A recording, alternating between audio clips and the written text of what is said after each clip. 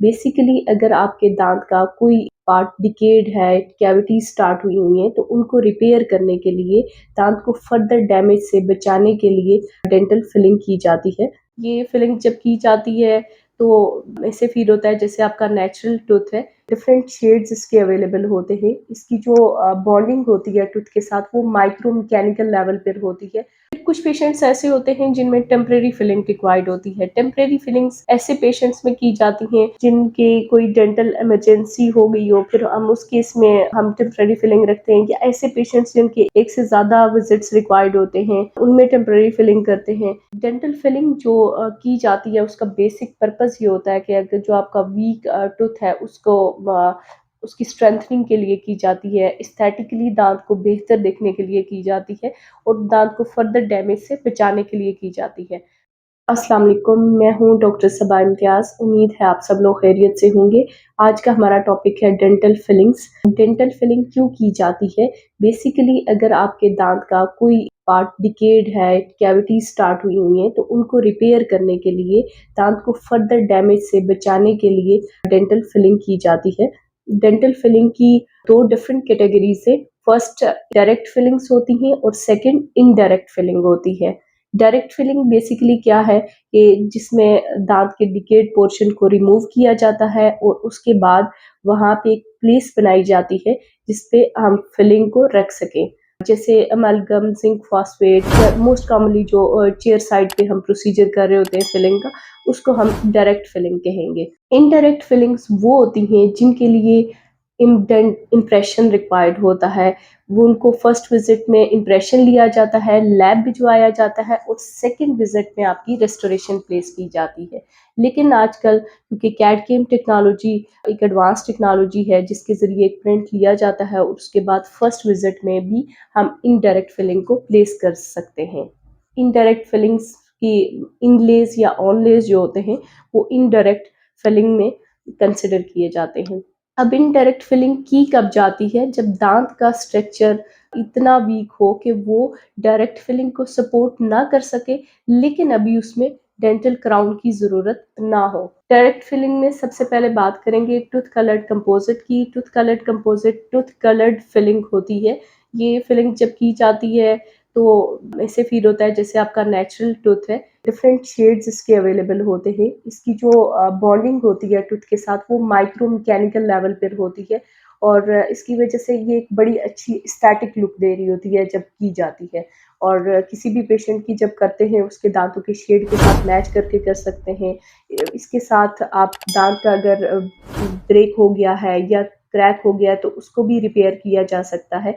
लेकिन इसका एक डिसएडवांटेज है कि ये इतनी लॉन्ग लास्टिंग नहीं होती। इसके बाद जीआईसी फिलिंग होती है या ग्लास आइनोमर। जीआईसी की जाती है मोस्ट कॉमनली पोस्टीरियर टीथ में। इसमें से फ्लोराइड रिलीज होता है और उससे हम कैविटीज को प्रिवेंट कर सकते हैं। फ्लोराइड बेसिकली कैविटीज को प्रिवेंट करने में हेल्पफुल होता है। और थर्ड नंबर पे जो मोस्टली यूज होती रही है, जो अब मार्केट से आहिस्ता आहिस्ता एक्सक्लूड हो रही है, वो अमेलगम है। अमेलगम बेसिकली एक अलॉय होता है, जिसको ये मर्करी बेस्ड अलॉय होता है। जिंक के साथ, कॉपर के साथ इसको मिक्स करके एक अलॉय फॉर्म में प्लेस किया जाता है। लेकिन इसके नुकसानात काफ़ी हैं। जैसे इसके लिए टूथ स्ट्रक्चर काफ़ी रिक्वायर्ड होता है, जिसको ड्रिल करके आप एक इसकी प्लेस बनानी पड़ती है।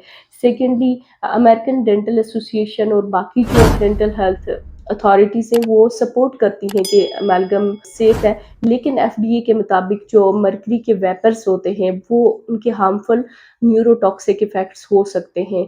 और स्पेशली ऐसे पेशेंट्स में जो ख़वातीन हामिला हों या ब्रेस्ट फीडिंग पे हों, या ऐसे पेशेंट्स जिनमें किडनी का फंक्शन इम्पेयर्ड होता है, या इम्यूनो कम्प्रोमाइज्ड पेशेंट्स में। और इसके अलावा ऐसे पेशेंट्स जो किसी न्यूरोलॉजिकल डिजीज़ का शिकार हैं, तो उनमें मर्करी के हार्मफुल इफ़ेक्ट्स हो सकते हैं, क्योंकि ये मरकरी के साथ मिक्स करके डिफरेंट मेटल्स को बनाई जाती है। दूसरा जो है, इसका शेड नहीं मैच कर रहा होता, डिफरेंट एक सिल्वर कलर लुक होती है, इस वजह से भी देखने में ये बुरी लगती है। आल्दो इसकी जो लॉन्गिविटी है वो बहुत अच्छी है, 15 ईयर्स प्लस इसका स्टे है।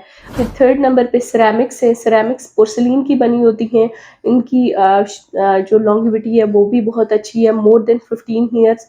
लेकिन ये थोड़ी सी कॉस्टली फिलिंग्स होती हैं और इसके अलावा ये स्टेन रेजिस्टेंट है और इनका बड़ा अच्छा रिजल्ट्स होते हैं जो कि पोर्सिलीन से बनाई जाती हैं। फिर कुछ पेशेंट्स ऐसे होते हैं जिनमें टेम्परेरी फिलिंग रिक्वायर्ड होती है। टेम्परेरी फिलिंग्स ऐसे पेशेंट्स में की जाती हैं जिनके कोई डेंटल इमरजेंसी हो गई हो, फिर हम उस केस में हम टेम्परेरी फिलिंग रखते हैं। या ऐसे पेशेंट्स जिनके एक से ज्यादा विजिट्स रिक्वायर्ड होते हैं, उनमें टेम्परेरी फिलिंग करते हैं। इसके अलावा रूट कैनाल के जो पेशेंट्स होते हैं, उनके अगर 2 to 3 विजिट्स हैं तो उसके उन विजिट्स में फिर हम टेम्परेरी फिलिंग को प्लेस किया जाता है, जो फॉलो अप विजिट्स होते हैं। डेंटल फिलिंग जो की जाती है, उसका बेसिक पर्पस ये होता है कि अगर जो आपका वीक टूथ है उसको उसकी स्ट्रेंथनिंग के लिए की जाती है, एस्थेटिकली दांत को बेहतर देखने के लिए की जाती है और दांत को फर्दर डैमेज से बचाने के लिए की जाती है।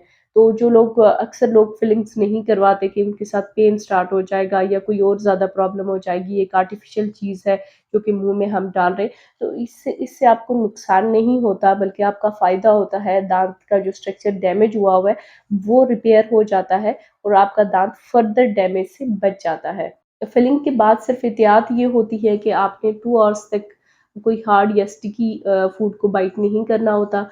अगर आपको थोड़ा बहुत पेन है तो आप कोई पेन किलर ले सकते हैं, वो सेटल हो जाएगा। लेकिन कुछ पेशेंट्स में एक कंसिस्टेंट पेन होता है, वो कहते हैं फिलिंग करवाने के बाद दर्द जा ही नहीं रहा, तो हो सकता है उनकी कैविटी बहुत डीप हो और जो फिलिंग प्लेस की हो वो पल्प के बहुत नज़दीक हो, उस वजह से उनको ज़्यादा तो ऐसे पेशेंट्स को अपने डेंटिस्ट को विजिट करना चाहिए अगर फिलिंग के बाद कोई इशू आ रहा है, ताकि अगर उसमें कोई रूट कैनाल रिक्वायर्ड है या फिलिंग में कोई अल्ट्रेशन रिक्वायर्ड है तो वो की जाए।